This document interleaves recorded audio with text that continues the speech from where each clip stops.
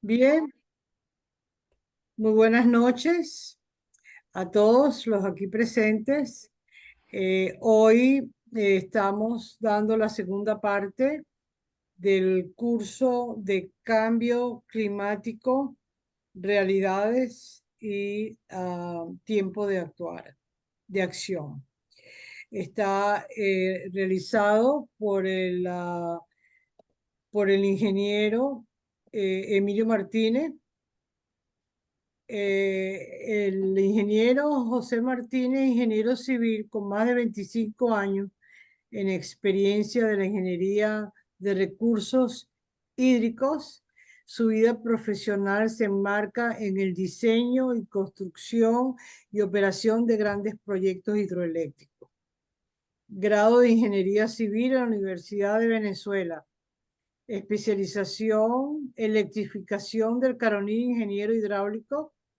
Estuvo en el departamento de hidráulica, 22 años de carrera de investigación y desarrollo hidráulico asociados a hidroelectricidad. Ha investigado la respuesta de las estructuras ante eventos de fuerzas externas como los hidroclimáticos, donde ha observado una mayor frecuencia de eventos extremos y ha participado en la elaboración de planes de emergencia, ha escrito artículos profesionales y participa en foros sobre los temas del clima, haciéndole seguimiento.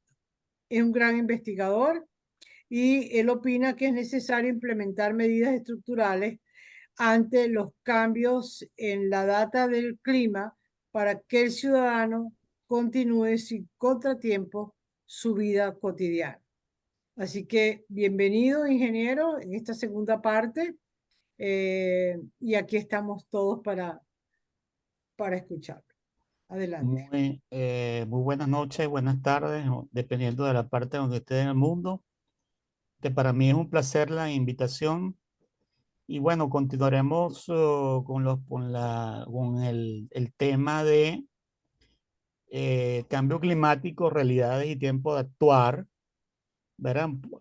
Un tema que está hoy en día y ahí tiene muchos años ya en el tapete del mundo, digamos, está muy relacionado con nuestra vida cotidiana y hemos visto estos efectos que ha sucedido a la población, ¿no? El objetivo del curso se enmarca prácticamente en conceptos fundamentales del cambio climático, sus causas, sus impactos y posibles soluciones. Vamos a ver hoy vamos a ver las opiniones divergentes sobre el tema. Y bueno, al final pretendemos que el participante tenga las herramientas para pasar de un estado pasivo a activo, pasar de las opiniones a la acción, ¿no? En la primera parte que vimos la semana pasada, estuvimos hablando sobre lo que es el clima, ¿verdad? Que el clima no es otra cosa que la variación de ciertas variables climáticas que de acuerdo a la IPCC y a los entes de la ONU, de la Organización Mundial del Clima, son 55, 56 variables esenciales, ¿no? Estuvimos hablando también sobre que es necesario, pues, para poder observar el clima, tenemos que tener, perdón, observaciones, ¿no? Primeramente, que pueden ser en un momento determinado para medir el tiempo atmosférico, que es cuando salimos afuera de nuestras casas y vemos cuál es la situación en ese momento. En esas observaciones podemos de alguna manera irnos hacia atrás, qué está pasando con el clima, pero lamentablemente no podemos hacer extrapolaciones a más largo tiempo. Entonces, por tal motivo debemos usar modelos matemáticos, ¿verdad? Que deben ser calibrados o validados para poder hacer pronósticos del tiempo, pronósticos estacionales y subestacionales, es decir, cada 6 meses probablemente hacer proyecciones en décadas, hacer proyecciones inclusive cada 100, 200 años y también irnos hacia atrás. Es importante indicar que estos datos, ¿verdad? Son los que prácticamente ha usado para hacer el informe del panel intergubernamental de las Naciones Unidas sobre el cambio climático, que fue la segunda parte del curso de la semana pasada, donde divulgamos este informe, que es importante que todos podamos leerlo. Está en la página web, que se ve aquí abajo, donde, bueno, claramente se habla sobre la evolución del cambio del clima, del calentamiento global y su impacto sobre el cambio del clima y sus efectos sobre las personas. Si se han hecho proyecciones, inclusive, qué es lo que podía suceder y cómo se ha ido evaluando lo del cambio climático, que no es otra cosa, entre muchos factores, el aumento de la temperatura por medio del planeta, ¿no? Se han hecho hasta ahora como unos 3 informes, y este es el último informe que fue realizado en el año 2023, y este corresponde a la síntesis final del informe, ¿no? Una de las cosas importantes que quería, en resumen de ese informe, ahí se hablan de gráfica, hablamos sobre el CO2, hablamos sobre la temperatura, hablamos sobre los efectos sobre la población en cuanto al aumento del nivel del mar, pero voy a resaltar prácticamente en este color rojo, digamos así, que bueno, ellos esperan con mucha alta confiabilidad de que se incremente las olas de calor y tengan un impacto importante sobre las personas, ¿correcto? Entonces, desde el punto de vista de mortalidad y morbilidad, van a haber, de hecho, está sucediendo así, vectores de infecciones por las altas temperaturas, y algo muy importante, la salud mental. La salud mental es muy importante en las cuales las personas van a atravesar en estos momentos del cambio climático, y deben ser de alguna manera tratadas, porque puede haber inundaciones, olas de calor, sequía, falta de alimentos, problemas sociales, políticos, económicos, y la gente va a estar muy, muy, muy estresada. Por lo tanto, este es un tema que en muchos países se está tomando en cuenta. Se están viendo inundaciones, tanto en las costas como en los ríos, y en ciudades y en regiones que tienen una alta probabilidad. Y, y lo que se proyecta es un incremento también de la frecuencia y la intensidad de las precipitaciones, las cuales van a generar unas inundaciones locales, las cuales pues estamos viendo. Ahora bien, lo que vamos a ver hoy son 2 temas interesantes, que es primeramente los puntos discordantes de algunos científicos, exploradores naturistas, naturales, y algunos licenciados en ciencia. Por ejemplo, vamos a ver lo que opina el doctor Closer, el físico cuántico que ganó el premio Nobel de Física en el año 2022, lo de Charles Brugués-Caría, un botánico y espeleólogo venezolano, y de Ramón Fernández. Estos serían los puntos disonantes sobre el tema. Ahí vamos a hablar al final de lo que ellos quieren plantear, y vamos a ver pues cómo debemos reaccionar, qué debemos hacer con un ejemplo, tomando como ejemplo dentro de todas las variables importantes que son la temperatura, la precipitación. Uno de los eventos que genera mucho estrés en la población son los eventos hidrológicos. Y aquí vamos a ver cómo lo podemos hacer, qué es lo que está pasando.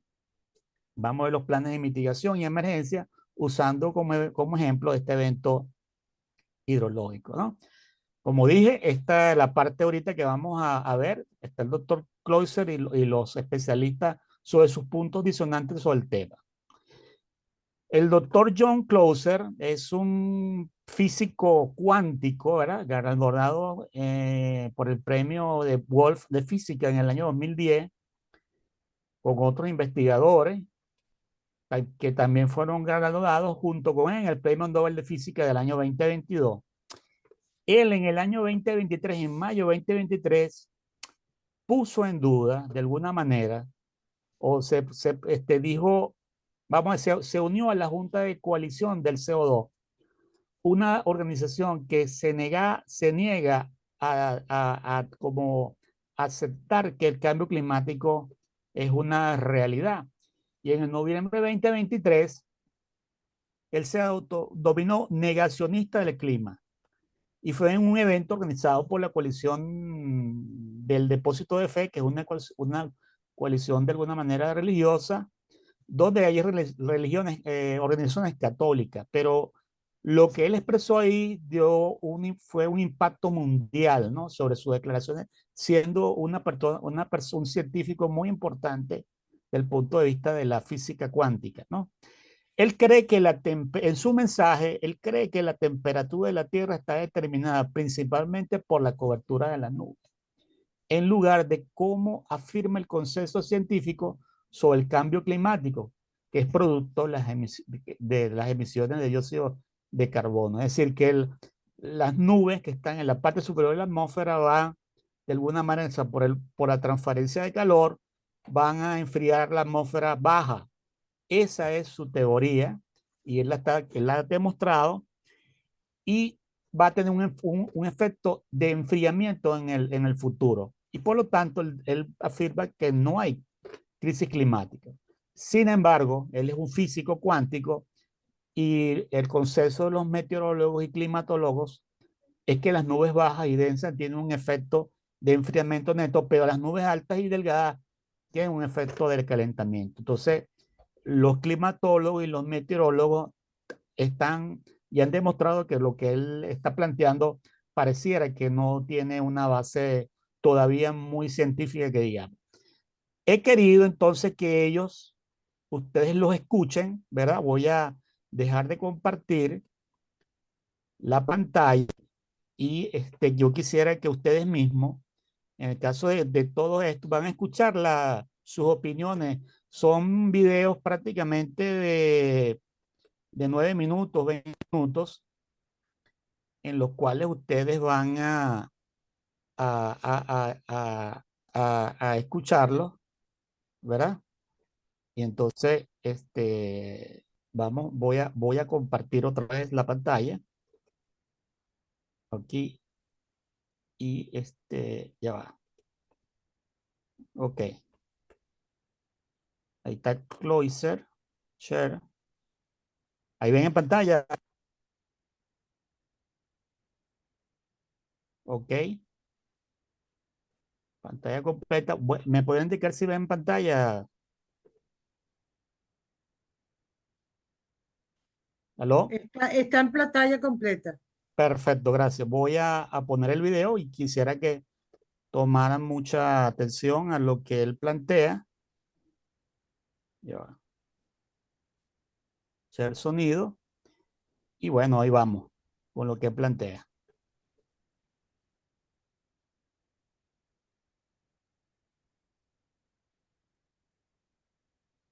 I think one of the more important things that's happened recently is a gentleman, Steve Koonin, who was Barack Obama's science advisor, recently published a very important seminal book called Unsettled: What Climate Science Tells Us, What It Doesn't, and Why It Matters. It's a very important book, and his basic message is that the IPCC has 40 different computer models, all of which are making predictions, and all of which are being quoted by the press as predicting a climate crisis apocalypse. The problem is they all are in total disagreement, violent disagreement with each other in their predictions, and not one of them is capable of predicting retroactively, explaining the history of the Earth's climate for the last 100 years. He finds this very distressing, and he then correspondingly says or believes that there is some important, there's an important piece of physics that is missing in virtually all of these computer models. So what I'm adding to the mix here is, I believe I have the missing piece of the puzzle, if you will, that has been left out in virtually all of these computer programs, and that is the effect of clouds. The 2003 National Academy report totally admitted that they didn't understand it, and they made a whole series of mistaken statements regarding the effects of clouds. If you look at Al Gore's movie, he insists on talking about a cloud-free Earth, and the only way he can do this, he generates one with a mosaic of photos, each one taken on a cloudless day for covering the whole Earth. That's a totally artificial Earth, and is a totally artificial case for using a model, and this is pretty much what the IPCC and others use, is a cloud-free Earth. If you look at pictures of the Earth in visible light, i.e. real sunlight, which is, sunlight is the stuff that heats the Earth.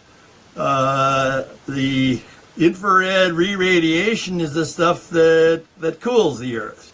And it's the balance between these two that controls the Earth's temperature. And the important piece of the puzzle that has been left out is trying to do this all with a cloud-free Earth when the real Earth is shrouded in clouds. I have some pictures, I don't know if you can show them, of satellite pictures of the Earth. These are all freely available on NASA's website, and they show cloud cover variations anywhere from 5 to 95%. Typically, the Earth is shrouded in clouds at least between a third of its area to 2/3 of its area. And it fluctuates. The cloud cover fraction fluctuates quite dramatically on daily, weekly time scales. We call this weather. You can't have weather without having clouds. And it is this fluctuation in cloud cover of the Earth that causes what I would refer to as sunlight reflectivity thermostat that controls the climate, controls the temperature of the Earth, and stabilizes it very powerfully and very dramatically. Of this mechanism, totally heretofore unnoticed, and I call it kind of an elephant in the room hiding in plain sight that nobody seems to have noticed. I can't imagine why not, but there were similar elephants in the room in quantum mechanics that I discovered. So the variation in the cloud cover, the importance in the actual power balance is 200 times more powerful than the effect, the small effect by comparison of CO2. And I might add also of methane. They're all, methane and CO2 are comparable in the total heat loss. So let me give you an example of how this mechanism works. Okay, first off, you have to notice that the Earth is 2/3 ocean. And that's where most of the importance of the clouds comes in. Sunlight is the heating mechanism. Clouds appear bright white. Ground, oceans, etc. are very dark and reflect very little light. But clouds reflect 90% of the sunlight that hits them gets reflected back out into space, where it no longer comes to the Earth, no longer heats the Earth. Say you only got a third of cloud cover. So you now have lots and lots of sunlight. Sunlight impinging on the ocean evaporates seawater. Seawater forms water vapor. The water vapor floats up into the sky and forms clouds. It forms lots and lots of clouds because the cloud creation rate is very high. But we started out with too low a set of clouds, and now we have an increasing number. So now we end up with very high cloud coverage. Okay, so now say it's 2/3. Well, let me give you an example. If you want to try to read a book on an overcast day indoors without turning the lights on, it's just too dark. You can't do it without turning the lights on. The question is, where did all that sunlight go? It's coming in scattered light coming in through the window, but boy, it's a lot darker now. So where did it go? There's only one place. It got scattered back out into space where it's no longer heating the Earth. So we now have the total power input coming to the Earth is now much, much smaller. Okay, well, this is happening on the oceans too. If you have large cloud cover, you have a lot of shadows. Clouds create shadows. You can see this by standing on watching clouds pass over. Well, the oceans are now shadowed. The shadows don't have enough energy to evaporate anywhere near as much water. So if we have too much cloud cover, then we reduce the evaporation rate of water, and so that then reduces the production of cloud. So we now have these two competing clouds. Okay, so the power loss is like 104 watts per square meter when we only have a third cloud cover, and 208 watts per square meter of surface area of the Earth when we have a very low cloud cover. So the difference between those is the order of 104 watts per square meter of surface area. That needs to be compared with this minuscule half a watt per square meter of surface area that CO2 contributes. So the power in this thermostat, in terms of what they refer to as radiative forcing, these are how many watts per square meter of surface area are involved, is 200 times more powerful than the effect of CO2, and also methane, by the way. So I then assert that this is so powerful. I mean, it's like you have your house has a huge furnace with a very accurate thermostat controlling its temperature, and somebody leaves a small bathroom window and there's a small heat leak. Would the rest of the house notice a change in temperature? None of your thermostat is working very well. This is clearly the most important, the controlling mechanism for the Earth's temperature and climate, and it dwarfs the effect of CO2 and methane. All the government programs that are designed to limit CO2 and methane should be immediately dropped. We're spending trillions of dollars on this, and it's sort of like Everett Dirksen's famous line, a trillion here, a trillion there, and pretty soon you're talking real money. Muy bien, acaban de ustedes de escuchar la opinión del profesor Closer. Ahora vamos a ver la opinión de Charles Bruel Carías.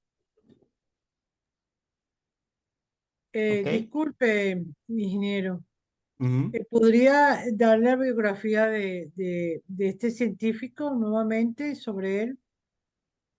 Porque acaban de llegar algunas personas al Sí, bueno, al él salón.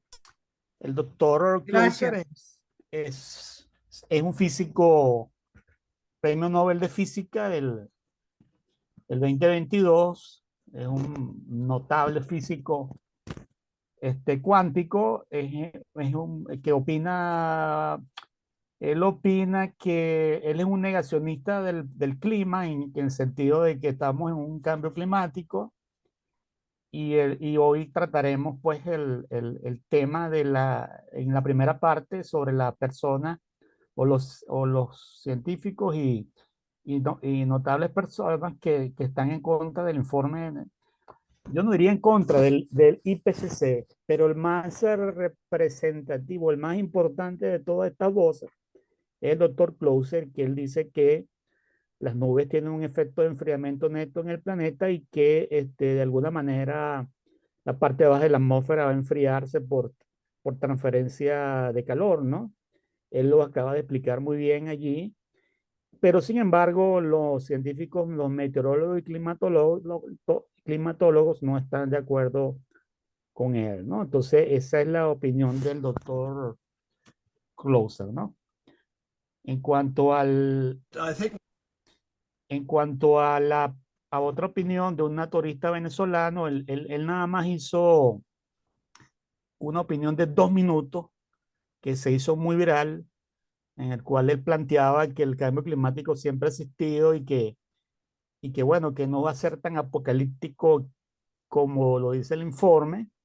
Recordemos que el informe va dirigido más a los países para que tomen acción sobre el cambio del clima.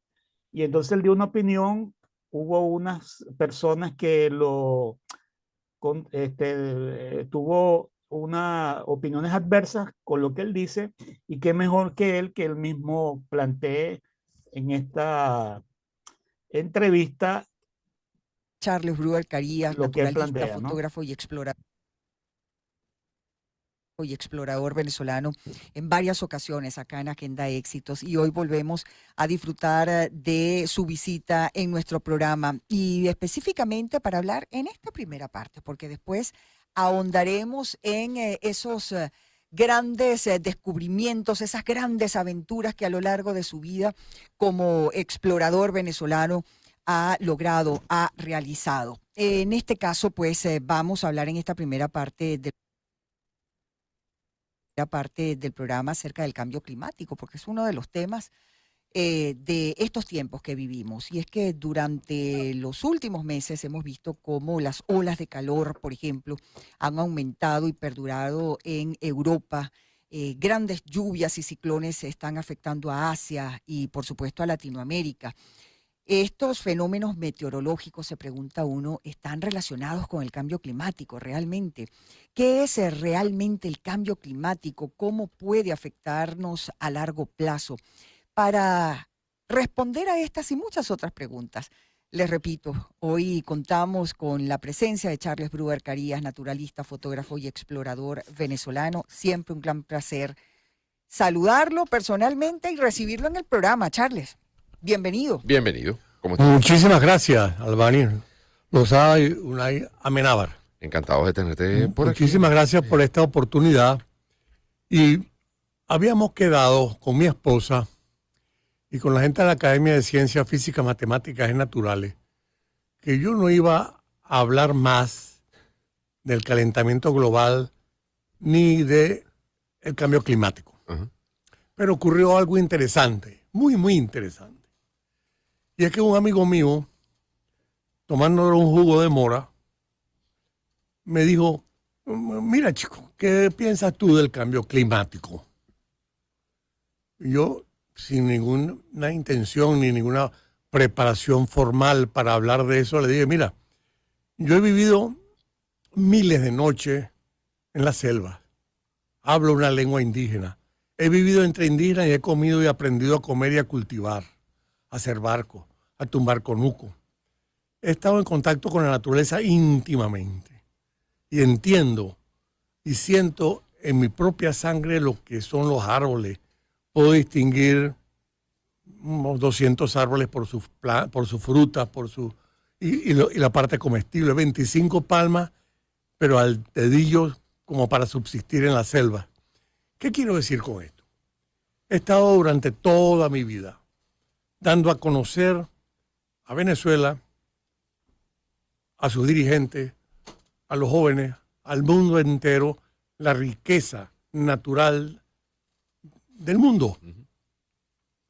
Estuve también en la riqueza política, territorial. Entré en el Esequibo con 50 muchachos en unos campamentos de frontera y reclamamos el Esequibo. desde dentro del Esequibo. Tremendo zafarrancho. Sí, señor. Todavía la gente no se recupera de eso y sigue hablando pistoladas. No, que si el Esequibo es nuestro, bueno, pero ¿dónde estamos, pues?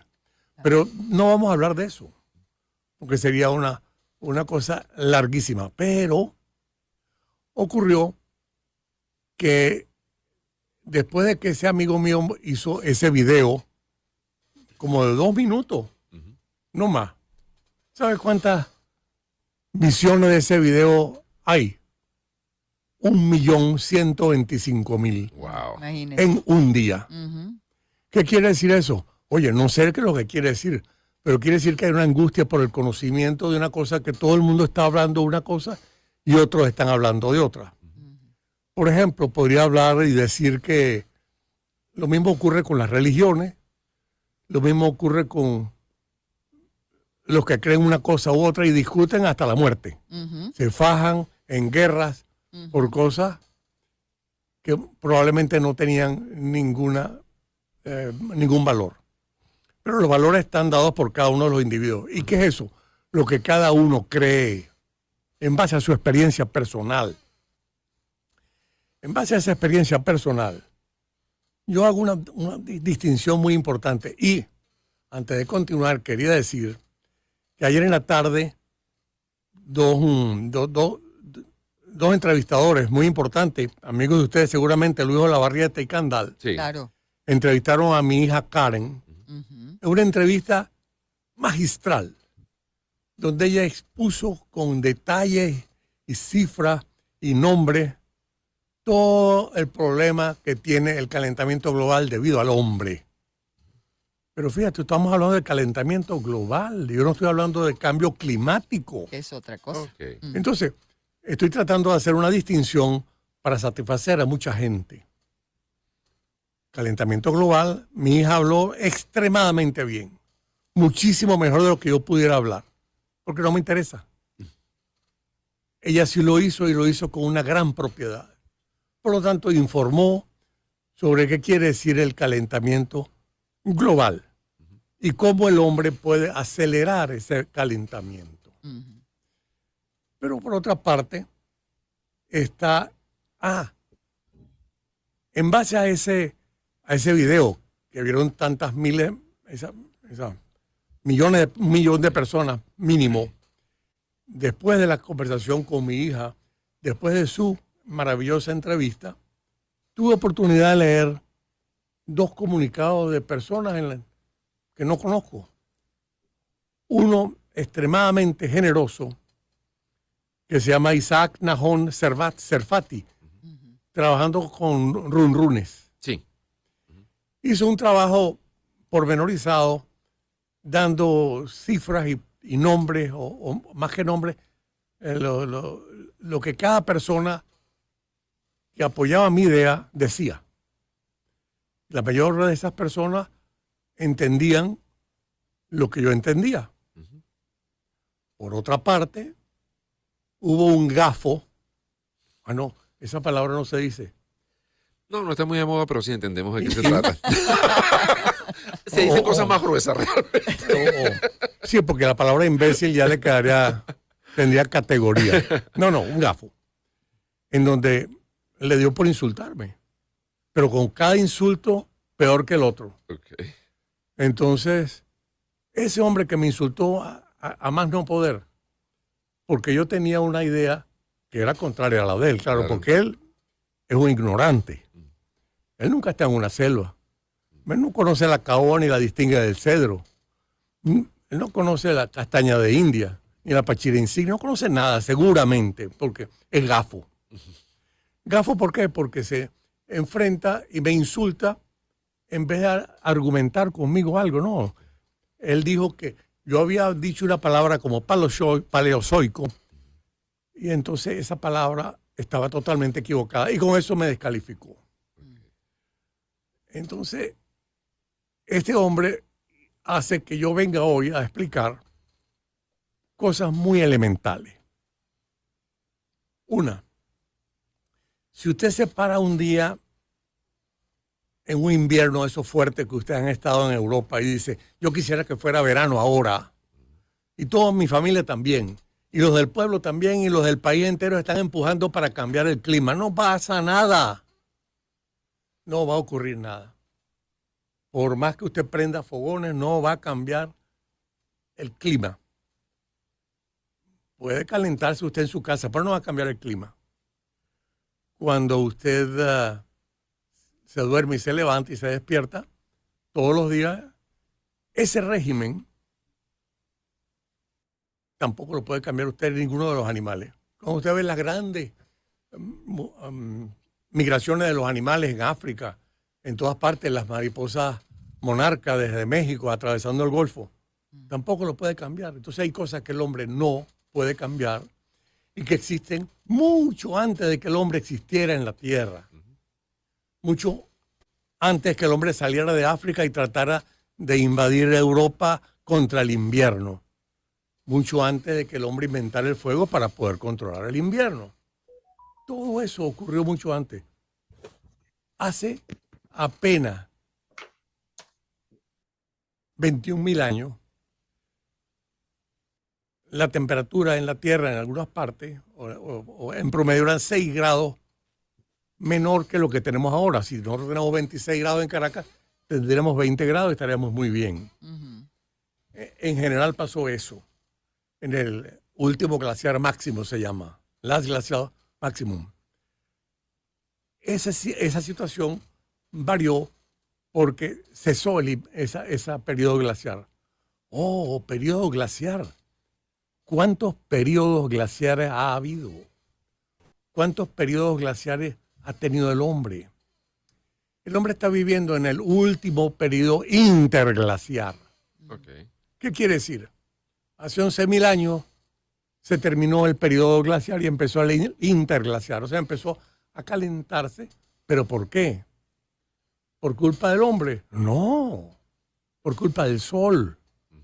Por culpa de la radiación galáctica, que no era radiación solar. Por culpa de las manchas del sol. Todo esto y 3 movimientos de lo que es el eje de la Tierra hacen que la Tierra, cada 40.000 años, reciba mucho más sol que lo que ha recibido en las otras partes debido a muchos factores. Y esos factores lo encontraron en Vostok, en la Antártida, perforando el hielo, encontraron, caramba, hay una ritmicidad. Oh. Los que estaban cerca de Sicilia, excavando en roca calcárea, coño, encontraron una ritmicidad de deposición de organismos con el cuerpo calcáreo de concha. Oye, hay una agrupación, parece que hubiera cada tanto tiempo, déjame ver, lápiz, matemático, como 40.000 años. O sea que esto es cíclico. Cíclico desde hace 2,5 millones de años. Mucho antes de que el hombre fuera hombre. Andaba montado en África en unas matas por ahí. Bueno, entonces, han habido 40 ciclos de eso. 40 inviernos de 20.000 años, 40 veranos, como de 20.000 años. Entonces, ¿qué pasó? Esa forma cíclica en la cual no participa el hombre, en la cual participa el sol y el eje de la Tierra y la cantidad de iluminación del sol, y además la radiación galáctica que puede tumbar las nubes, destruye un poco las nubes, se detiene el efecto albedo, que es el efecto del reflejo de la nieve contra las nubes, enfriándose más, se destruyen las nubes, empieza un calentamiento, cesa el periodo glaciar, pero porque hay un ciclo. Entonces ese ciclo que encontraron en el hielo y encontraron en las capas de calcárea, hubo un señor, un croata, que en 1920 dijo, caramba, yo he sacado cuenta del movimiento de la órbita de la Tierra que se ensancha debido a la tensión que producen Júpiter y Saturno. Todo esto es una paja loca. ¿Qué quiero decir? Ahora de tontería. Esto existe, se estudió, se publicó. Pero entonces la gente, en 1958, ayer, yo estaba en la universidad, dijeron la gente de Vostok. ¿Verdad? Un croata que ya murió habló y publicó y dijo, hay un ciclo de 41.000 años de los ciclos glaciares. Es lo mismo que estamos encontrando nosotros. Sí. ¡Oh, sorpresa! ¿Qué está pasando entonces? Hay un ciclo glaciar que ocurre por muchos factores.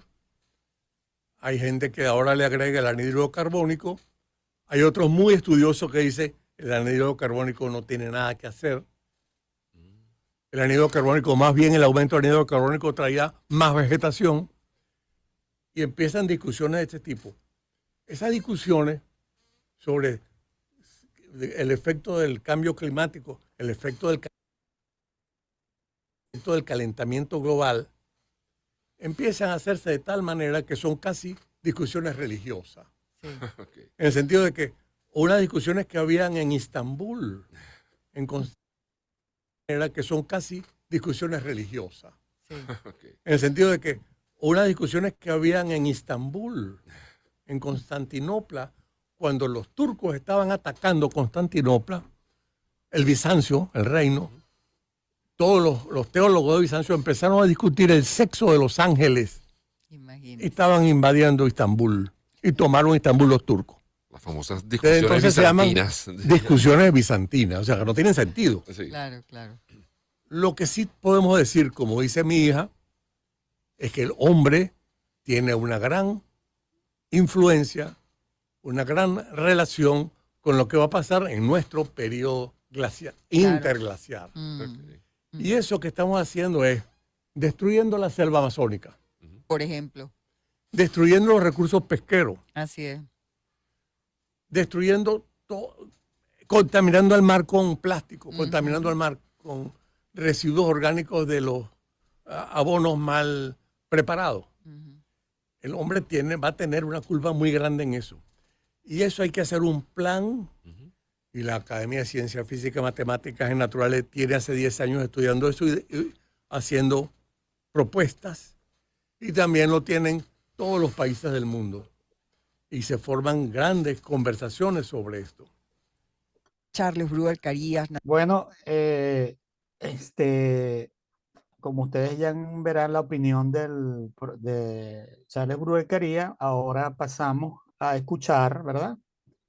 La opinión del José Ramón Ferrandi, que es un técnico comercial, economista español, licenciado en ciencia, el cual escribió un libro y es un poco más, digamos, fuerte en contra del informe de las Naciones Unidas del IPCC. A continuación, su opinión.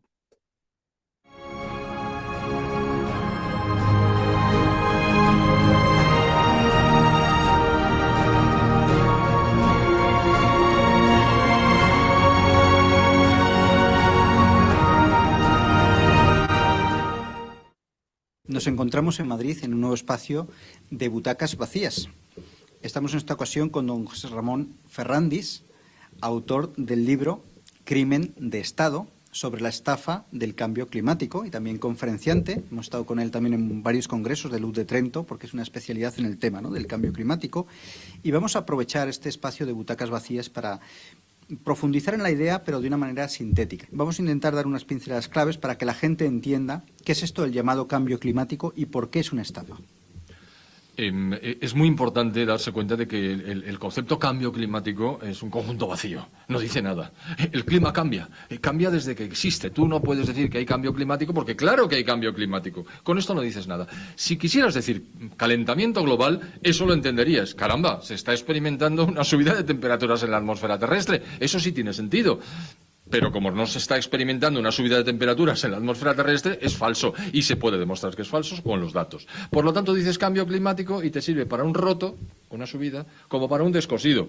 una bajada. Y entonces hablar del cambio climático no es nada. Pero es que además no tiene fundamento. Nos quieren imponer decisiones en materia energética que van a ser tremendamente costosas para nuestros sistemas productivos y, por supuesto, para nuestro nivel de vida, con la excusa de que las emisiones humanas de CO2 están provocando una elevación de temperaturas que acabarían abocando a una subida del nivel del mar absolutamente terrorífica. Y eso es por completo falso. Es falso porque realmente solo afecta a un 3%, ¿no?, las emisiones de los humanos. Exactamente. Los seres humanos, por la documentación del propio IPCC, que es el organismo de Naciones Unidas que se dedica a intentar demostrar que el ser humano es el responsable del calentamiento, dijo en su momento, y yo lo capturé en un pantallazo, que el ser humano emite el 3% de la totalidad. Pues chico, ¿de qué estamos hablando? Y además el aumento de temperatura de la Tierra que se dio acabó en el año 1998, que a partir de ahí empieza a decrecer, ¿no?, por un ciclo. Sí, de hecho se ha estabilizado, es decir, tampoco las variaciones de temperatura. A ver, se ha medido una elevación de 1 grado centígrado desde 1870 hasta 1998. Claro, 1 grado centígrado en 130 años aproximadamente, hombre, va muy despacito. Si fuera muy rápido sería terrorífico, pero eso no se ha producido prácticamente nunca. Es decir, las inercias de los mares, hay que tener en cuenta que la capacidad de absorción de energía del mar es 1000 veces superior a la de la atmósfera. Y cuando estoy hablando del mar, estoy hablando de los 2,5 metros superiores de la superficie del mar. Es decir, aquí lo importante es el agua, no el CO2. Pero nos quieren intentar convencer de que es la actividad humana productiva la responsable de un calentamiento que no existe. Le llaman cambio climático, pero es que tampoco es responsable. El responsable no es el CO2. Por así decirlo, usted como experto conoce todos los cambios climáticos que ha habido a lo largo de la historia. Ha habido épocas calientes, más frías, más templadas. Hay unos ciclos, ¿no?, que oscilan, van oscilando, ¿no? Y eso se ha dado siempre, ¿no?, subidas y bajadas. Entonces ahora estamos en un pico, en una bajada, en una subida, pero que esto es normal. No es que hay un punto de inflexión de que todo el clima fue normal hasta una época y a partir de entonces hubo un cambio. Eso es lo que nos quieren vender. Eso es lo que no quieren vender, porque eso es lo que prefiguraba el famoso palo de hockey de Mann, Hughes y Bradley de 1989, que fue publicado precisamente en el IPCC, que había nacido un año antes, y que todo el mundo dice, ahí va, pero si la temperatura de la Tierra en los últimos 1000 años era prácticamente estable y ahora ha subido vertiginosamente. Todo mentira. No era prácticamente estable y no ha subido vertiginosamente. Todo esto se hizo porque le convenía a los que crearon el fenómeno, que es Naciones Unidas, y por supuesto a los 3 científicos que alcanzaron una fama y un éxito tremendos. Inmediatamente se puso a prueba los supuestos que habían servido para construir el palo de hockey, y el palo de hockey es falso. Absolutamente falso, por los procedimientos, por los enlaces en las listas o en los sets de temperaturas, por la falsificación documental. No se suele hablar de la falsificación documental.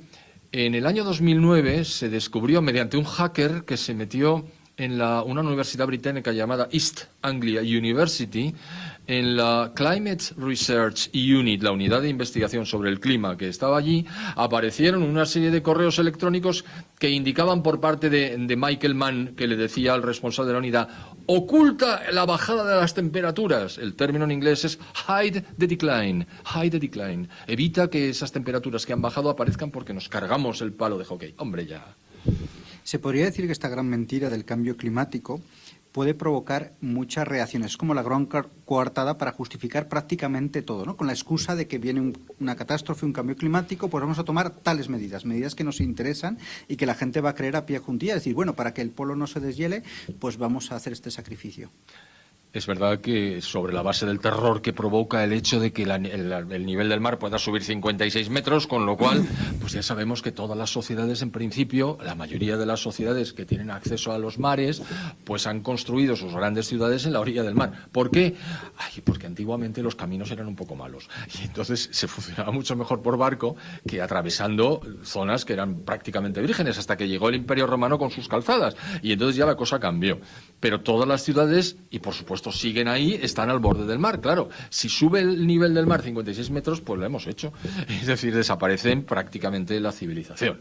No va a subir nada a 56 metros. Para eso se tendría que deshelar completamente tanto la Antártida como Groenlandia. Y eso no va a pasar porque tampoco ha pasado. Es completamente absurdo. Ni están subiendo las temperaturas ni nada parecido. Es más, esto es un engaño para asustarnos. Claro, la idea es poderosísima. estamos generando calor y vamos a desear los polos y además esto va a provocar la desaparición de las sociedades. Anda, ¿y yo qué puedo hacer? Ya te han engañado, majo. Entonces, no te creas esto que te han dicho, es completamente falso. Y lo primero y principal es que por mucho que intentemos arbitrar una solución para 2050 en la que no emitamos neto más CO2, eso no va a modificar en absoluto la evolución de las temperaturas. Primero, porque no depende del CO2. Segundo, porque no depende del CO2 humano. Y tercero, porque el Sol hará lo que le parezca como ha hecho siempre, y es el Sol el responsable de las variaciones de temperatura a través del vapor de agua y del calentamiento de la superficie de los océanos. Olvídense, no hay más que hacer. Con el cambio climático, con esta gran mentira, ¿qué medidas quieren tomar para que nos afecten en nuestras vidas? Básicamente, en cuanto a Occidente, o por lo que a nosotros respecta, reducir la oferta de la energía tradicional. Eso significa, básicamente, que no vamos a tener la energía que necesitamos para el disfrute de las poblaciones, para la producción industrial, para los servicios y para la agricultura. Como es más cara la energía que vamos a obtener por métodos alternativos y sobre todo más escasa, no vamos a poder producir lo que estábamos produciendo y lo que nos ha dado ventaja comparativa en todo el mundo. Con lo cual vamos a caer en una sima de contradesarrollo económico, es decir, de pérdida de capacidad, de pérdida de facultades, y Occidente se va a meter en una sima que, dicho así, parece que no es grave, pero la población de Occidente es la que va a pagar el pato. Y eso es absolutamente intolerable y hay que acabar con ello. No tendremos nada, pero seremos felices. Ay, esa es una frase de una diputada danesa que hizo suya el director del World Economic Forum y nos quiere convencer de que para 2030... Mire usted, el derecho de propiedad es inherente al ser humano. Si yo quiero tener algo y lo puedo pagar, lo tendré, y usted no es quien a mí para decirme si lo quiero tener o no. ¿Quién es usted? ¿Pero quién se ha creído que es un tío rico? Mire, cómprese un barco. Y segundo, si soy feliz o no dependerá de mi escala de valores y del conjunto de variables que intervienen en mi vida, pero chicos, pero un poco de dignidad. Es curioso que estamos en la era de la comunicación y nunca ha habido gente tan desinformada, porque precisamente ya los sistemas educativos ya nos enseñan la mentira, ¿no? Pensemos los libros de historia, cómo manipulan en tantos ámbitos, ya los telediarios o los grandes medios informativos también dicen la mentira, ¿no? Entonces, ¿cómo podemos combatir todo esto, ¿no? Si ya desde el colegio, desde los medios de comunicación te están contando ya como lo que es el pensamiento único, tenemos que combatir de una manera clandestina, ¿no? Buscando la verdad en otros sitios. El tema de la infancia y la juventud es difícilmente atajable. ¿Por qué? Porque si en todos los colegios, incluso los de enseñanza no oficial, asumen los postulados que los planes de estudio te imponen, pues lógicamente los chavales van a salir con una desinformación flagrante. Tengo un amigo que tiene más años que yo todavía, que dice que su bachiller era magnífico, y discutimos, digo, hombre, el mío también, pero claro, hace 70 años. Es decir, hace mucho tiempo, y el bachiller realmente era magnífico. Ahora, pues adolece de una serie de defectos, como por ejemplo que la geografía universal y la geografía de España es prácticamente una desconocida para muchos chicos, porque no se les enseña. Es decir, es algo terrorífico. Hombre, dejen de hacer experimentos sociales, pequeños ingenieros malditos. No tienen ustedes por qué hacer esto con la población. Les bastaría con pagar a los medios de comunicación para que digan lo que ustedes quieren que digan. Y los adultos, que ya tienen alternativas para encontrar la verdad, lo podrían hacer, pero dejen en paz a nuestros hijos. Claro, es que no se enseñan ni los ríos, ni las cordilleras, ni los tipos de clima que hay en la península ibérica. Entonces, con esta desinformación, pues te crees todo lo que te cuenten, ¿no? Claro, cuando uno no sabe, está a merced del que dice que sabe. Y entonces se convierte en un santón y tú vas y le sigues. Uy, ¿cuánto sabe este? No es el caso. Simplemente nos niegan la información que antaño tuvimos. Y de hecho, las personas adultas, pues podemos obtener la información por 1000 vías, porque todavía no ha sido borrada o no ha sido marginada. Ya sabemos los mecanismos de búsqueda de los motores en Internet y demás, todo esto ya se sabe. Pero los puedes encontrar, y de hecho hay bibliotecas, caramba, siempre puedes acceder a la información. El problema son los chicos. Además es curioso que a todas las personas que discrepan del pensamiento único le dicen fascista, le dicen que no es democrático, que es una persona, y es todo lo contrario. Cuando uno piensa por sí mismo, ¿no?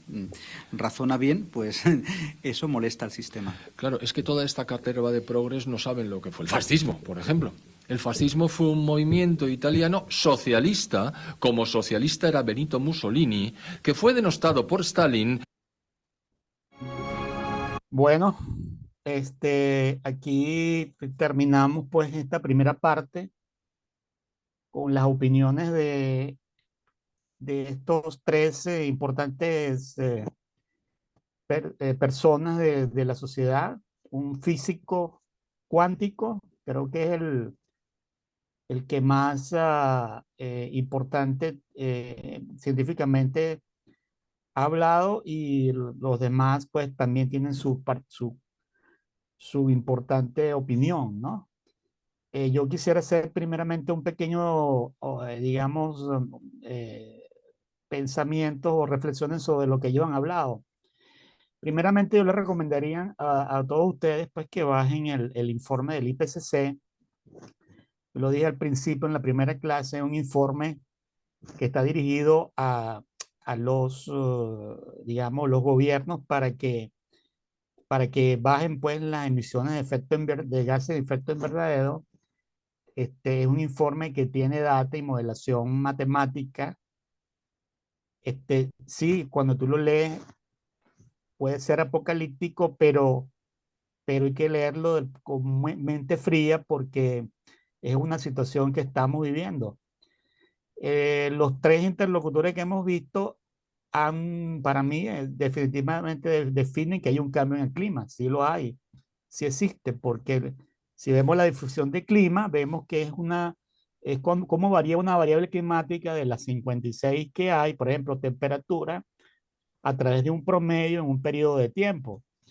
Puede ser precipitación, puede ser radiación solar, y eso ha cambiado por lo menos en las últimas 3 décadas. Apenas tenemos 200 años de registro y se basan los modelos en eso. El informe establece que es una realidad de que el CO2 ha incrementado la temperatura, y como ustedes saben, el aire es un gas y hay un efecto termodinámico, y aparte cuando empieza la temperatura los átomos empiezan como a viajar unos contra otros y cambian las condiciones climáticas. Creo que los 3 puntos de los 3 personajes o importantes personas que han hablado hablan sobre el cambio de clima. Algunos niegan que es producto del hombre y hablan de forma positiva que el hombre sí debería hacer algo. Quizás cada país debería de alguna manera evaluar su contribución. Por ejemplo, Latinoamérica ha contribuido con el CO2 solamente el 6%. O sea, no tiene una contribución importante, hay que tener cuidado con eso. Pero sí considero que hay países que deben contribuir más a bajar los gases de efecto invernadero, pero vemos países que no hemos contribuido, pero tenemos que prepararnos a estos cambios del clima. Por lo tanto, hay que ver esta opinión desde el punto de vista positivo. Si existe un cambio de clima, hay que prepararse. Cada país tiene su situación y hay que analizarlo, hay que medir, lo dije hay que hacer mediciones de cada una de las variables climáticas para entender cómo ese cambio en el clima nos está afectando en cada país, un poquito para entender qué es lo que está sucediendo. Por lo tanto, Dora, creo que podemos hablar unos 10 o 15 minutos para que los participantes den sus opiniones. Muy bien, aquí en el chat, excelente exposición. En el chat, el que está con el seudónimo, el de Yaracuy, Pedro Riva, escribe: el doctor Clauser hace su planteamiento fundamentado en el albedrío o fracción de reflectividad, que es un concepto importante en el clima que se refiere a la cantidad de luz solar que una superficie recibe y refleja. Pero hay que aclarar que la atmósfera es un gran filtro para la superficie terrestre, donde las nubes están incluidas, y no puede achacarse solo a las nubes el enfoque que él plantea. Muy bien, estoy de acuerdo. Los meteorólogos están de acuerdo con ese enfoque, con el que tú planteas, Pedro.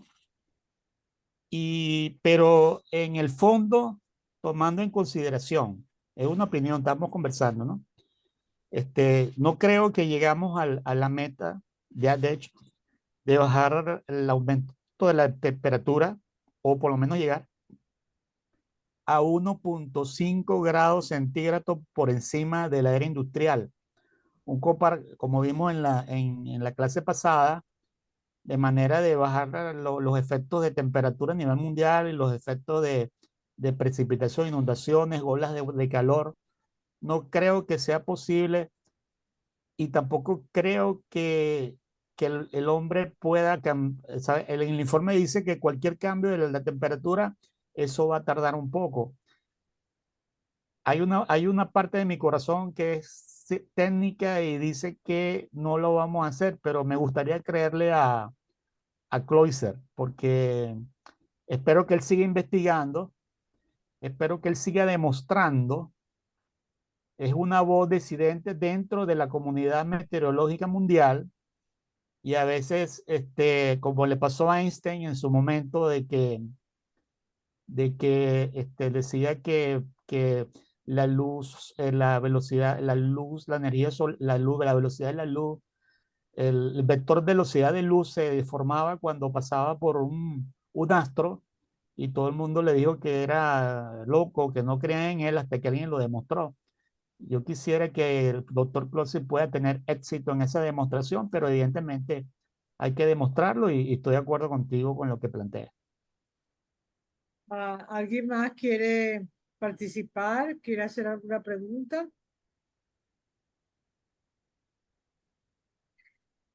Sin embargo, yo soy... ¿hay alguien? Sí. Ajá. Oscar Cartagena, adelante.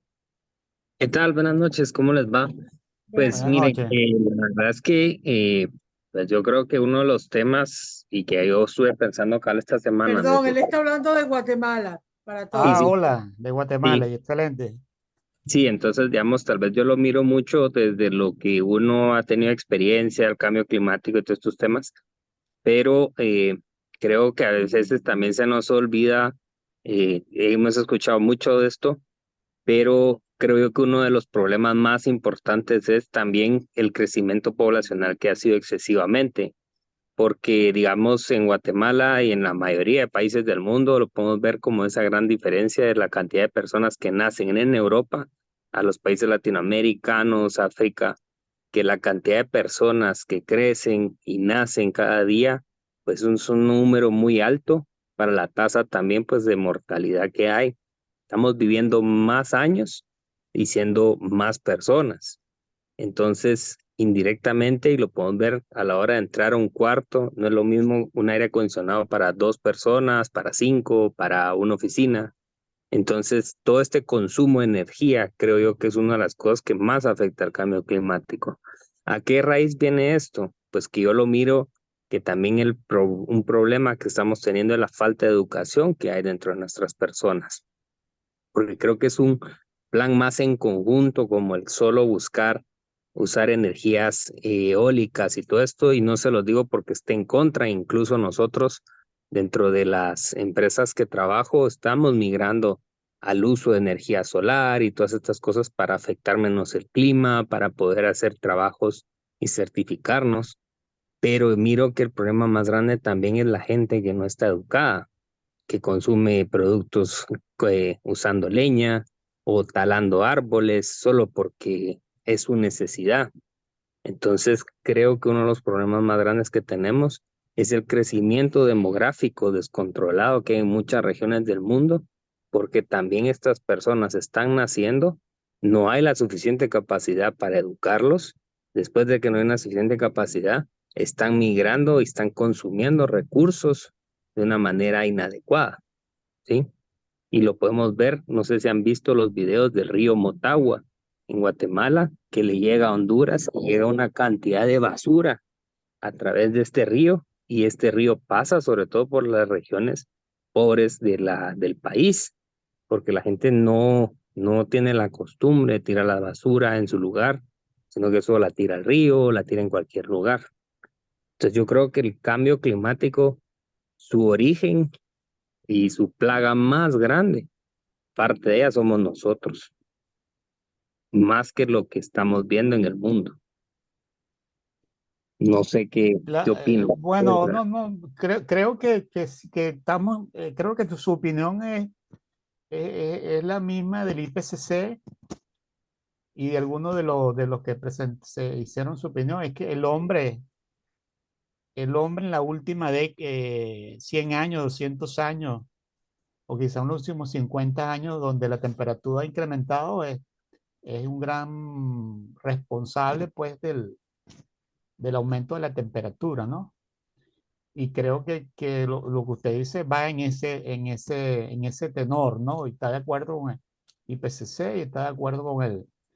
Y evidentemente cada país tiene su realidad y yo creo que cada país debe, por eso que al final en la próxima en la próxima parte, yo voy a hablar de que el liderazgo de cada país debe hacer lo posible para que el ciudadano continúe con su vida normal durante este proceso de cambio climático que en algún momento se va a detener y nosotros debemos hacer nuestras vidas cotidianas normalmente.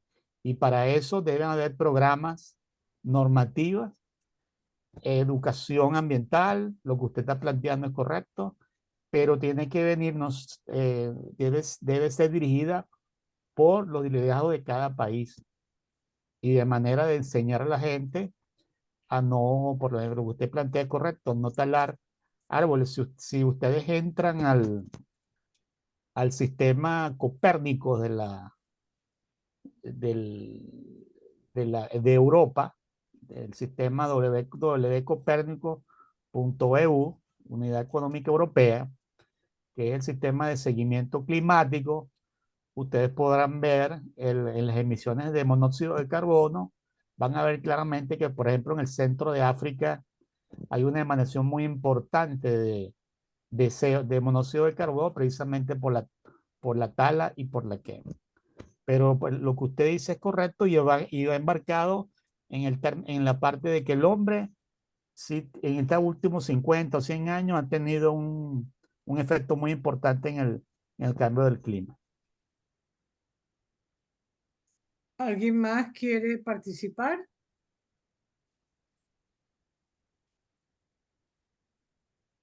Bueno, yo quiero decir algo y lo he comentado, lo hemos comentado en privado.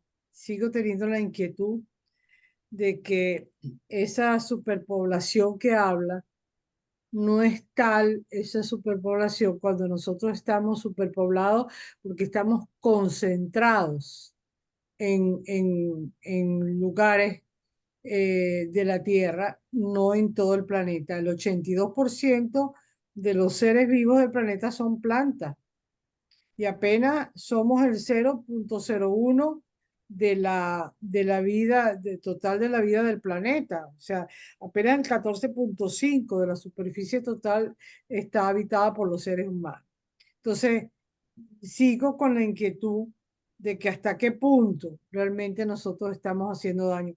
Hacemos daño, pero hay algo muy importante, mismo, somos testigos de los que estamos aquí presentes, de que hay la inquietud y eso es muy importante, pero sin llegar a nivel de caos ni niveles dramáticos, porque hay conciencia y se está trabajando.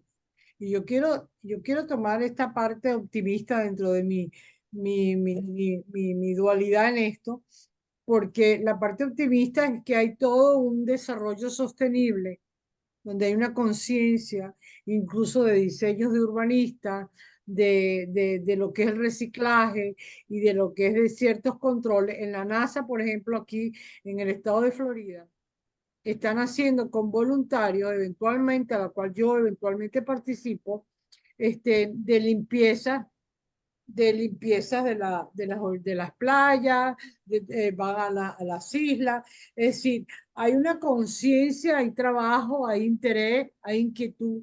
Y eso dice bastante también.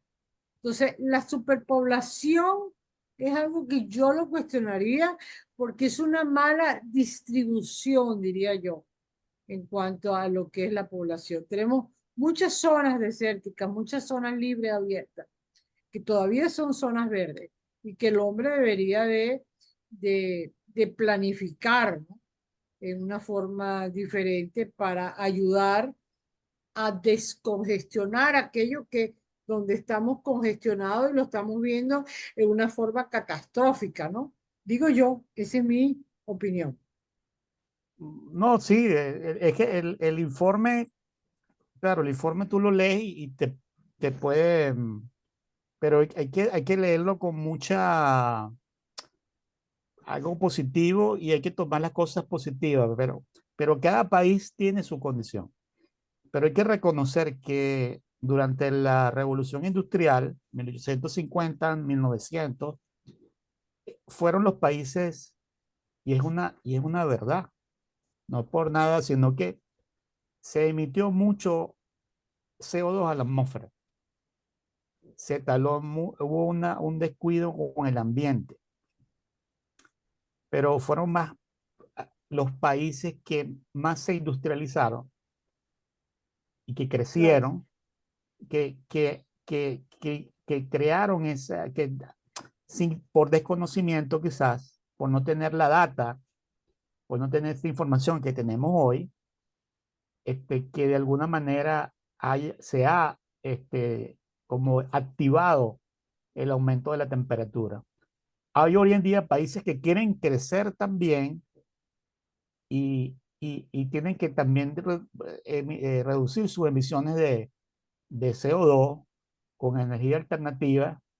Hay países en Latinoamérica como Guatemala, que lo habló el compañero en su exposición, que a lo mejor no están creciendo, pero quieren crecer, pero ahora van a crecer de manera educada.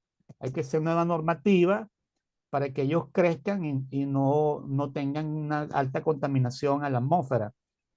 Pero tampoco debemos cerrar ese crecimiento a estos países, ¿no? Digamos, por ejemplo, yo tengo mucho gas, pero no uses gas, usa eólica para que no contamine, pero yo tengo gas y la gas no contamina en comparación con el carbón, yo puedo usar más gas. Entonces, cada país tiene su situación, pero, pero definitivamente el hombre tiene que retribuir al ambiente lo que ha sucedido durante 200 años y hay que ser positivo, esto va a cambiar.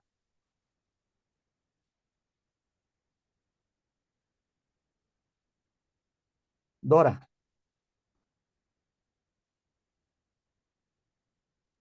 Ya, nuestro compañero Pedro Rivas de Yaracuy, Venezuela, escribe lo siguiente. Él no tiene problemas con el micrófono, pero está chateando.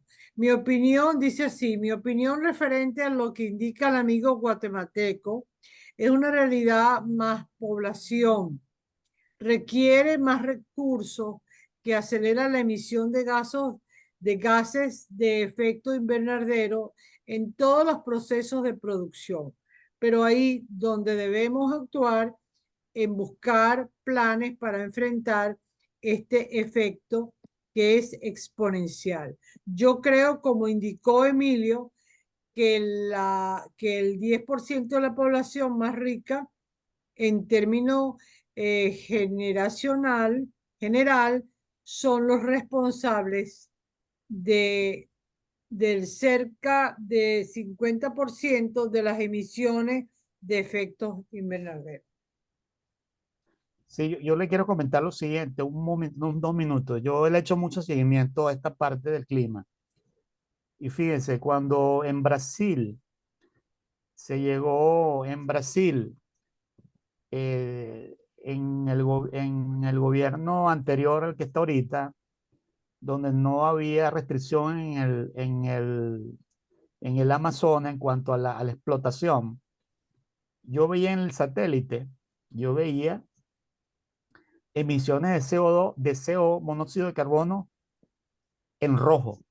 ¿Sabes? Todas las noches lo veía traer el satélite en rojo. Eso está documentado. Y hoy en día, de alguna manera hay una parte de conservación en la Amazonas. Ya esa cantidad de, de zonas rojas ya no se ven. Entonces es una cuestión de tener cuidado ahí con la parte con la parte del ambiente y es una cuestión de tomar un poco de conciencia y de hacer unas, digamos, normativas muy estrictas para no contribuir más a este problema que enfrentamos hoy en día. Muy bien. Bueno, ¿algún otro que quiera participar?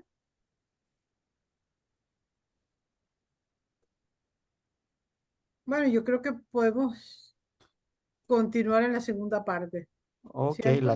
sí. Bueno, en esta segunda parte comparto pantalla y ahí la ven, ¿verdad? Y ok, vamos a hablar ahora en esta parte de cómo enfrentar el cambio del clima. ¿Qué es lo que qué es lo que estamos viendo? Debemos ir a fuentes fidedignas, analizar los riesgos, planes de mitigación y emergencia. Para eso voy a hablar sobre el evento hidrológico y entraremos a unos comentarios finales, ¿no? Vamos a ver lo que es el evento hidrológico, que es el manejo del agua, producto de las precipitaciones, que son las estructuras hidráulicas, problemas que hemos visto constantemente y más frecuentemente en las inundaciones, los tipos de estructuras hidráulicas, que requerimos la data mientras el clima se está calentando y existe un cambio, los eventos van a ser más extremos y los eventos van a ser más frecuentes. Por lo tanto, nosotros tenemos que prepararnos. Las ciudades tienen que prepararse. La población tiene que prepararse. Los líderes de cada gobierno tienen que invertir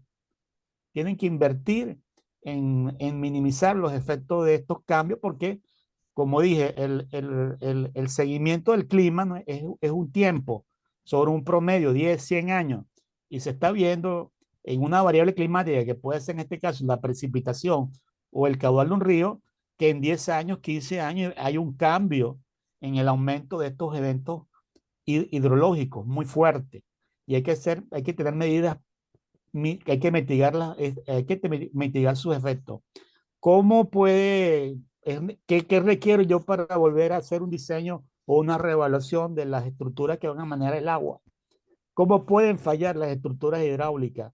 En el caso de las presas, de diques, ¿cómo es el orden de fallas? ¿Por qué son más frecuentes los eventos y el incremento de cabales máximo? Vamos a ver el caso de Tres Gargantas en el del 2020. Vamos a ver el caso de Tarbela, la presa de Tarbela, la inundación que hubo en Pakistán. Y vamos a llegar a unos comentarios finales para terminar el curso, ¿no? Entonces, ¿cuál es el objetivo de planificar un buen recurso hídrico? Es tratar de satisfacer las necesidades del uso efectivo del agua a corto y a largo plazo. Es efectivo porque, bueno, porque la gente tiene que sentirse segura cuando transita a través de un río o vive cerca de la ribera de un río o de una costa. Y si vamos a usar el agua para un uso, bien sea hidroeléctrico, bien sea para abastecimiento de agua, ese uso debe ser maximizado. Y debemos entonces analizar para cuánto tiempo, si va a ser a corto o a largo plazo ese manejo del recurso agua. Hasta si voy a diseñar un dique, hasta qué punto lo voy a diseñar, hasta dónde me va a durar. Por eso debemos reevaluar hoy en día estas obras. Y necesidades es que las personas tienen sus necesidades. Pueden ser recolección de agua para la industria, para la agricultura, también para el disfrute. Debemos hablar de que la gente tiene que disfrutar el agua y también tiene que protegerse de las inundaciones a través de la construcción de diques.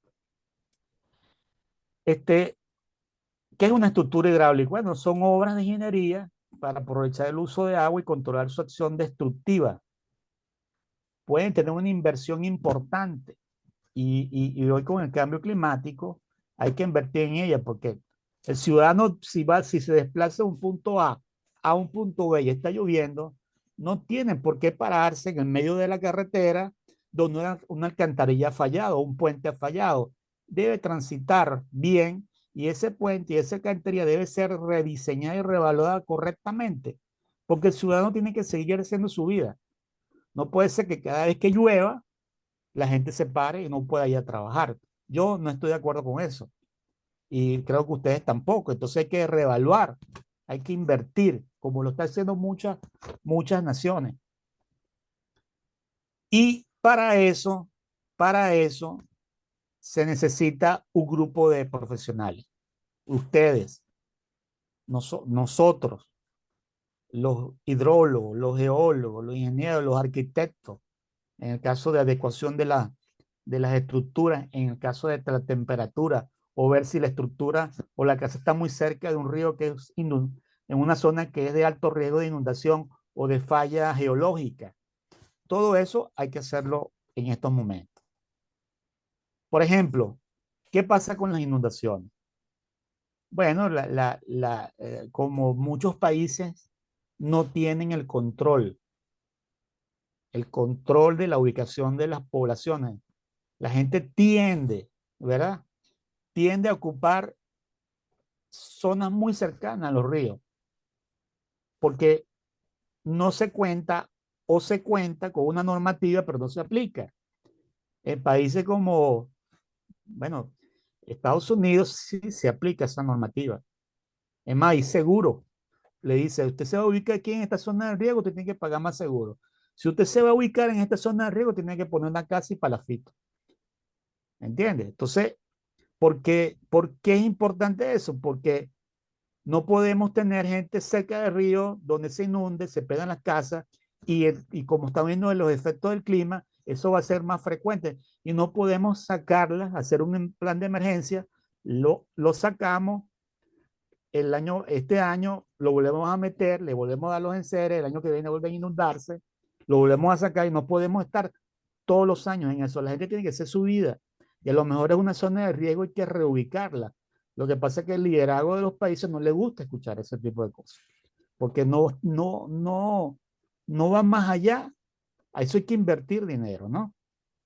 Entonces, las inundaciones son productos que es que la gente se ubica en zona de riesgo. Tenemos, por ejemplo, en esta lámina que este es el nivel normal del río, en una cuenca, y entonces aquí llega el máximo del agua normalmente. Eso tiene una probabilidad que puede ser entre 2.3 años o 1.5, y cuando viene una inundación, que ya hoy en día es extrema y frecuente, el río puede alcanzar esta altura. Y entonces hay gente ubicada. Está bien si a esta altura la casa queda 10 o 20 años y la gente se acostumbra a eso. Y bueno, se puede vivir con ese riesgo, pero no puede ser que cada año se inunde, entonces no pueden estar aquí, lamentablemente. En zonas urbanas, ¿por qué hay tantos problemas en la zona urbana con estas precipitaciones con milímetros de agua por encima de los 50 milímetros de agua, 70 milímetros de agua, que crean inundaciones en zonas urbanas? Porque como las zonas urbanas tienen pavimento, si vemos aquí, esto es una curva, tiempo contra caudal, ¿verdad? Entonces en las zonas urbanas, el pico del caudal se alcanza muy rápidamente, prácticamente no les da tiempo a las autoridades de emergencia a actuar, simplemente tienen que dejar pasar la creciente porque lo alcanza muy rápido, porque el pavimento no ofrece resistencia al flujo y de repente es una lluvia concentrada y muy rápida, mientras que en las zonas rurales el hidrograma, que es lo que se llama, es atenuado porque la rugosidad del área rural es mucho mayor y la concentración del caudal es la respuesta de esa cuenca es muy lenta. Entonces la reducción del tiempo de concentración por áreas impermeables y de la conducción de canales. Entonces en áreas urbanas este efecto es muy rápido. Impactos de en la zona de inundación. La población tiene a moverse a esta zona después de años de bajo de flujo. Sí, si no hay una organización, si no estamos organizados en controlar las planicies inundables del río y no hay control, la gente tiende, por ejemplo, puede pasar un periodo de sequía en un río y pueden pasar 3 años. El año pasado tuvimos un niño muy fuerte y hemos tenido 3 niños fuertes, por ejemplo, aquí en Venezuela, donde hemos tenido 3 años de sequía. Y entonces la gente, o en otros países, recordemos que la niña y el niño tiene efectos diferentes en cada región. Pero cuando el río está bajo por 2 o 3 años, la gente tiende a ubicarse en la zona de planicie inundable. Y entonces cuando vienen las crecientes, empieza a haber crecientes muy fuertes, muy extremas y muy frecuentes, entonces pasa lo que ustedes ven en el lado derecho, ¿no? La gente pierde todo lo densidad. La pregunta es, me hacen siempre esa pregunta, bueno, es que la gente se ubica. Bueno, yo creo que es que no es que la gente se ubica, es que el ente que controla el área de inundación no pone digamos, un control de que no deben ubicarse, porque es al final en los estados los que van a tener que actuar de emergencia, van a tener que salvar vidas, reconstruir obras, darle a la gente dinero para que vuelva a tener su necesidad, y eso es muy costoso en comparación de mantener esas zonas libres de personas. También el crecimiento de áreas urbanas sin control, la población se ubica en zonas dependientes empinadas de montaña. Entonces, en las ciudades, entonces vemos que la zona central de la ciudad está bien planificada, pero la gente empieza a ir a zonas con alta pendiente. Se ve mucho en nuestra Latinoamérica. Pues entonces, es que no hay un control y se convierten en zonas de riesgo. La ocupación de áreas de riesgo por creciente, por lo general se ubican familias de bajos recursos económicos, y esta es una verdad. La gente trata de irse que tiene bajos recursos a zonas de riesgo. Y es un problema ya integral de cada país, ¿no? ¿Qué tipo de estructuras hidráulicas entonces tenemos que evaluar? Bueno, están los canales, las presas, que pueden contar con una estructura como aliviaderos, vertederos, descarga de fondo, ataguía. Están las estaciones de bombeo, las esclusas para el tránsito de embarcaciones, como el Canal de Panamá, una red de abastecimiento de agua potable, un sistema de agua residual, un sistema de riego, sistema de drenaje vial en zonas urbanas y rurales, como ejemplo de obra, los puentes. He visto puentes, imagínense, que el río digamos, el río se lo lleva este año o el año anterior o hace 3 años, lo reconstruyen igualito como estaba y al año siguiente se lo llevan. El río se lo vuelve a llevar. ¿Y por qué? Porque el diseño de un puente tiene un diseño ingenieril. Hay que reevaluar la data que vimos en la primera parte. Hay que reevaluar la precipitación, calcular los caudales, calcular el hidrograma, hacer un cálculo debajo del puente en el río, determinar el nivel y sobre ese nivel, para la probabilidad X, colocar la viga inferior y poder entonces que el puente no sea deteriorado o llevado por el río. Entonces, he visto en países donde han construido 3 veces el puente. ¿Ustedes saben cuánto cuesta construir un puente en vez de pagar por hacer una reevaluación hidrológica y un diseño adecuado? Entonces esas cosas es la que tenemos que luchar para que se hagan bien. Defensas ribereñas, que son los diques. En la parte final van a ver como un ejemplo, los Estados Unidos está haciendo, hay una normativa de diques que los Estados Unidos tiene, que la está reevaluando ahorita, se la voy a mostrar al final, que está participando todos los entes ingeniería científicos, aparte de la población, y está participando inclusive la parte de las tribus, porque prácticamente los diques en los Estados Unidos protegen aproximadamente a unas 23 millones de personas. También tenemos la recarga artificial de los acuíferos, los pozos de absorción, trasvases de agua de una cuenca a otra, etc. Esas son las obras hidráulicas. Aquí tenemos un ejemplo. Si vamos a construir del lado izquierdo una presa, aquí tenemos una taguilla donde tenemos que unir, cerrar para que el agua pase por debajo de una parte de la presa, y esto no se realiza de una manera, digamos, yo creo, yo puedo, sino se estudia, se calcula, y es en base a una data climática. Es una data climática que hay que tener data para poder evaluar toda esta estructura.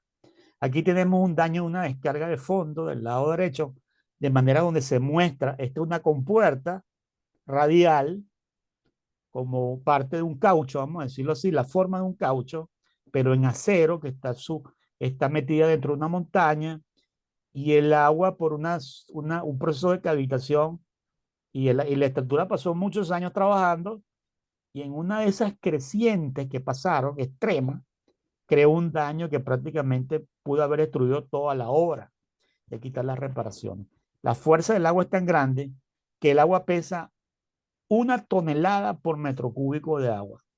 Perdón, 1 metro cúbico de agua pesa 1 tonelada, 1000 kilogramos. Entonces imagínense ustedes, 1 metro cúbico, 1 tonelada de agua va viajando a 1 metro por segundo, o a 20 metros por segundo, o a 40 kilómetros por hora. Es una fuerza muy grande. Bueno, aquí tenemos precipitación en nuestras vías. Esto va a ser más frecuente, por lo tanto, debemos reevaluar el sistema de drenaje. Debemos hacer las limpiezas del sistema de drenaje. Eso debe estar normalizado para que no ocurra esto. Y esto tiene un valor de diseño, un caudal de diseño, que depende de una curva de precipitación, intensidad, lluvia y frecuencia que debe estar actualizada hoy día en las ciudades, en nuestras ciudades. En Venezuela, por ejemplo, no están reevaluadas. Tenemos las curvas de intensidad de frecuencia en Venezuela son de hace 50, 60 años y no se han reevaluado. Y entonces al diseñar esto no tiene data.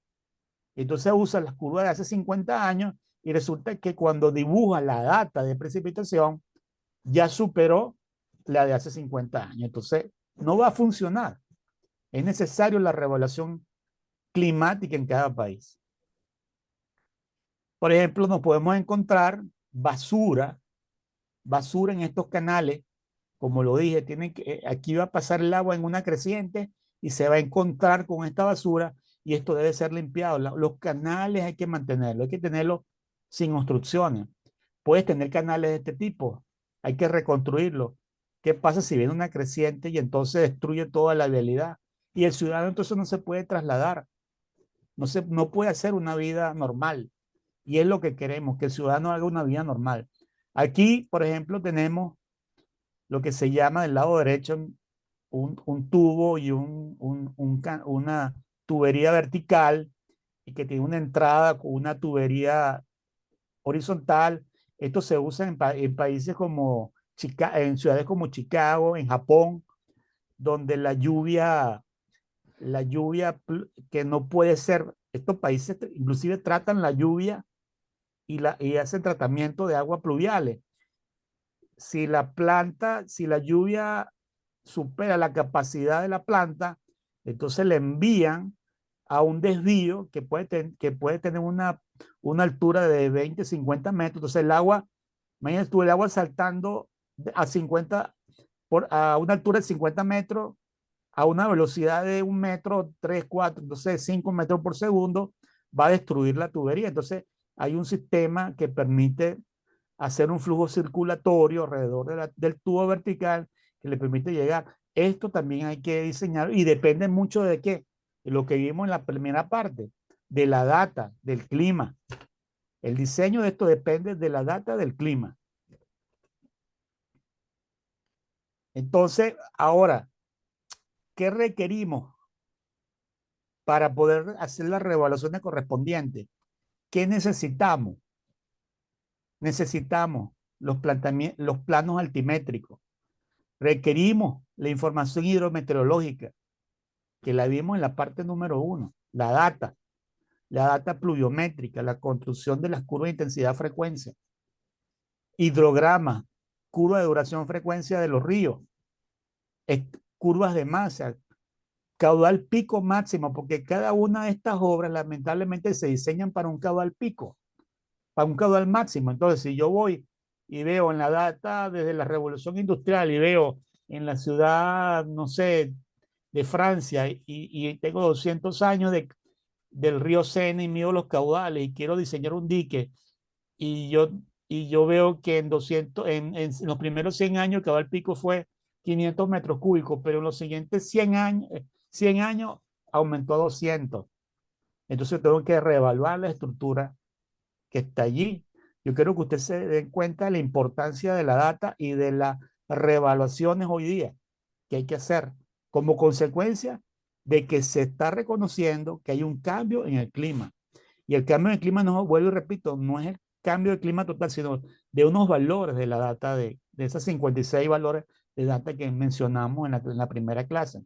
Necesitamos data geofísica porque tenemos que fundar las estructuras, revelar los mapas geológicos, los topográficos, las exploraciones geológicas superficiales y profundas, qué tipo de suelo necesitamos también hacer estudios sísmicos. La data económica para evaluar la sustentabilidad y los impactos ambientales y sociales de las obras que tengamos que hacer para convencer a los entes políticos y económicos de la necesidad de hacer las revaluaciones de estas obras, así como si es un ente regional, distrital, que hay que cumplir una serie de procedimientos legales para poder participar o poder dar el proyecto. Ahora, ¿cómo pueden fallar las estructuras hidráulicas? Bueno, pueden fallar por los eventos hidrológicos, sísmicos, pueden fallar por una operación normal, ¿verdad? Pueden fallar, pero también fallan y la mayor parte, por fallas humanas. Por una operación incorrecta, una falta de mantenimiento, pueden existir robos de componentes, daño a la estructura de manera intencional, puede haber un problema puede haber una convulsión social en el país, entonces las obras no funcionan adecuadamente y se atribuyen a fallos humanos. En el caso de presas, como le traje aquí un ejemplo, en el periodo 2010-2019, por la Asociación de Oficiales de Seguridad de Presas de los Estados Unidos, este es el orden en el cual las presas han fallado de acuerdo a esta evaluación. La primera es el rebose, o sea, las presas se rebosan porque los caudales de diseño para el aliviadero son insuficientes, porque no hay suficiente data. Volvemos a la data otra vez. Necesitamos data. Hay factores desconocidos que no se pueden evaluar. Tubificación, que son obras de tierra que se fallan porque se produce un tubo en la tierra desde aguas abajo hacia aguas arriba y la obra falla. En fin, estos serían los valores el orden de las fallas que ustedes pueden ver que las obras pueden fallar y debemos siempre mantenerla y estar en observación todo el tiempo para que funcionen adecuadamente. Este es un ejemplo que indica que sí, los eventos hidrológicos están incrementando y están incrementando el caudal máximo, por cierto, sí están incrementando, es una realidad. Este es el río Negro en el Amazonas del año 1900, la data de caudales y hasta este punto color negro y color rojo es en la estación Ovidos ya saliendo al Amazonas a la desembocadura. Y yo simplemente, este es un artículo que se llama Reciente intensificación de las crecientes extremas del Amazonas por un efecto hidroclimático que se llama el efecto de Walker. Y simplemente le voy a mostrar simplemente un dato muy sencillo, que es la media de los datos. Aquí ustedes pueden observar en la parte negra y en la parte roja de las dos estaciones cómo la media ha ido incrementando. Cuando la media incrementa sustancialmente, es que los caudales están incrementando. Entonces, hay que analizar los caudales máximos para ver si las obras están. Pero las inundaciones son más frecuentes. Lo hemos tenido en el río Orinoco también, tenemos datos de que hay mayor frecuencia en los últimos 20 o 30 años de las inundaciones son más frecuentes que antes de hace 20 o 40 años. Dos casos típicos del efecto hidrológico que podemos observar.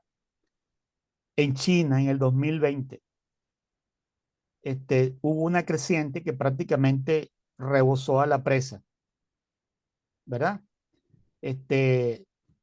se ubicó como la cuarta más alta del año 51, del 51, y hubo un rebose completamente de la presa y prácticamente tuvieron que descargar e inundaron agua abajo. Pakistán en el año 2022, inundación en Pakistán en Tarbela. Esta obra, por los monzones, esta obra tuvo que abrir todas las estructuras hidráulicas para que no se rebosara. Y prácticamente el 70% del país quedó bajo agua. Entonces, aquí hay un problema del cambio del clima. Existe un cambio en el clima.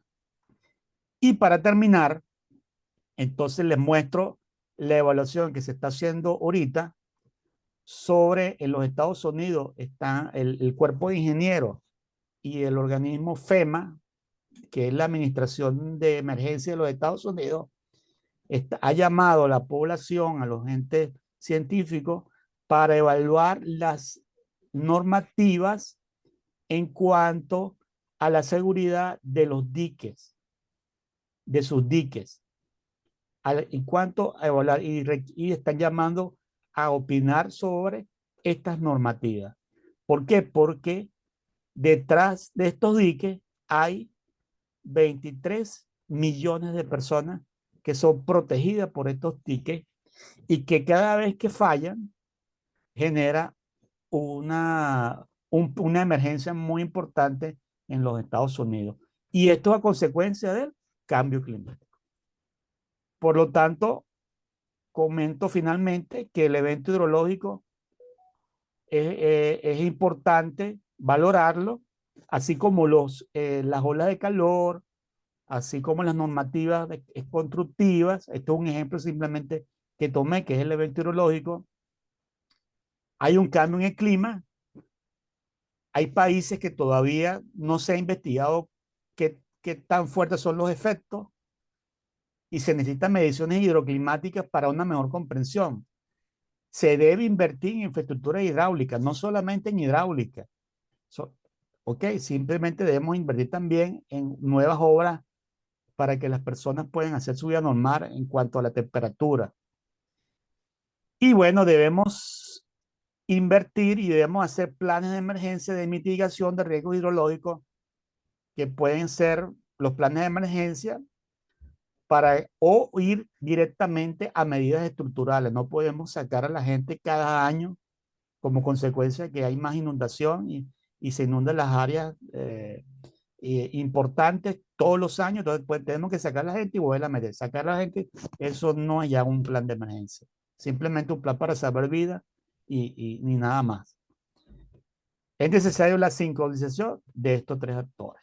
Y con esto concluimos este módulo 4 y podemos hacer pase a las preguntas y comentarios.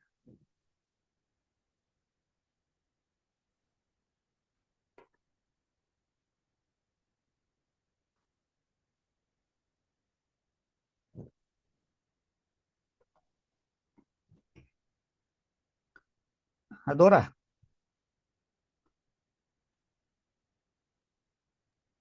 Perdón.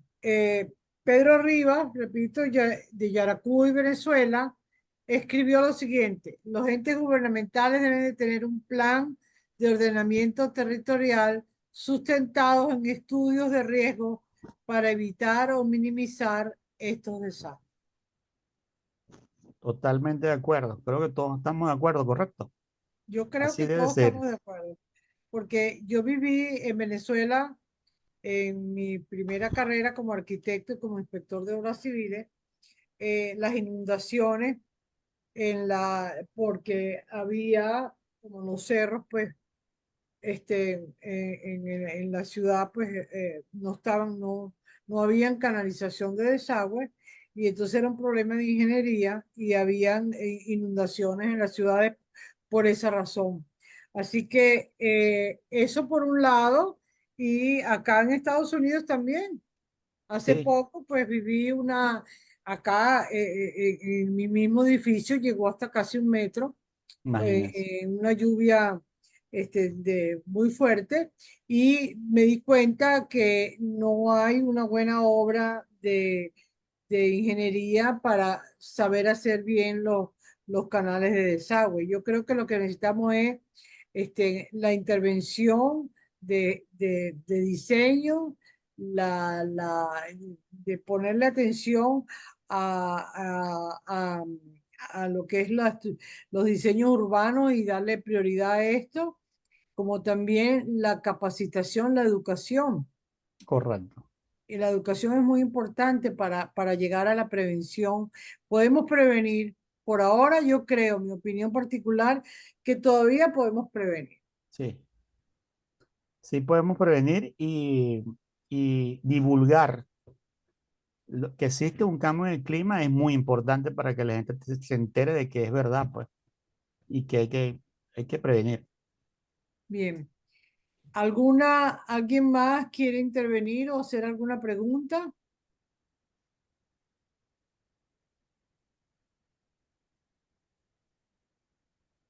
Bien, creo que todos estamos atentos y asimilando, creo, toda la información que hemos recibido esta noche.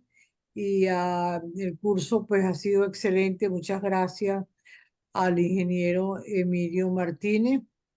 Estoy segura que esto es una primera parte, un primer encuentro y vamos a seguir con otros niveles que seguramente nos va a ofrecer el ingeniero Emilio Martínez. Gracias a todos por el interés y por hoy sabemos un poco más y estamos más preparados que ayer. Así que gracias por sus conocimientos, su sabiduría. Y no sé si tiene algunas palabras finales para cerrar el curso de cambio climático, Dale, realidades y tiempo de actuar. bueno, darle las gracias a todos ustedes, a los que asistieron la semana pasada. Creo que se logró el objetivo y es muy importante que ustedes bajen el informe, lo lean y sean multiplicadores de que ¿Podría repetir la nomenclatura del informe? ya les digo la dirección. Déjenme un momentico, por favor. Ya voy. Para aquellos que no lo han anotado, tienen la oportunidad ahorita de anotarlo. Sí, sería www.ipcc.org ¿Sí?